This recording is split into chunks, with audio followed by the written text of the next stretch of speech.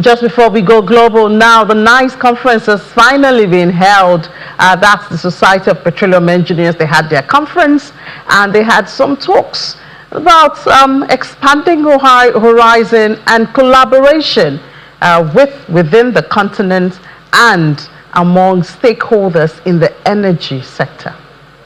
August 2027.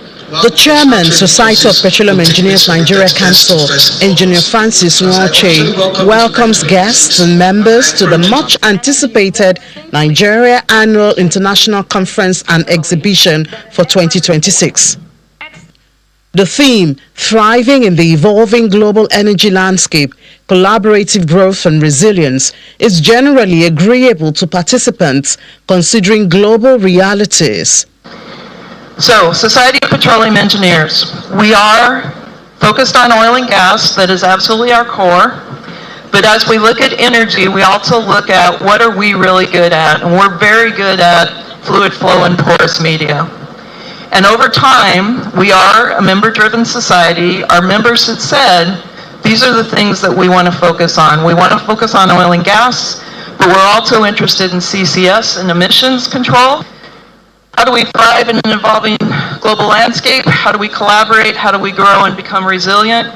We do it together, and we do it through technology transfer opportunities like SPEI International helps with, but also conferences like this help with.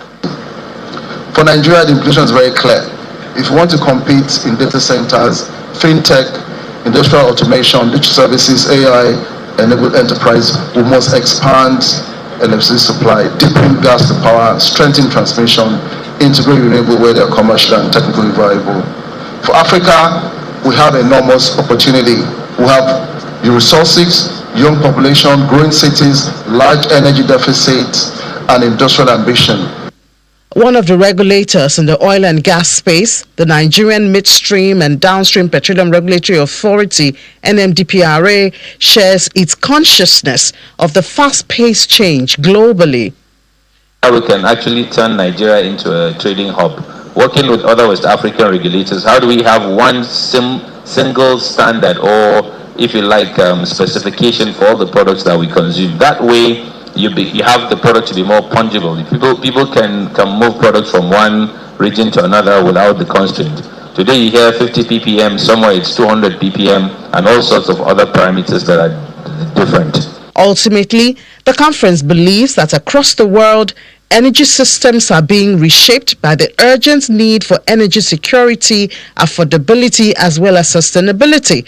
And so countries as well as companies have to do more to supply reliable energy today, reduce emissions, attract capital, deploy technology, and prepare for a lower carbon future.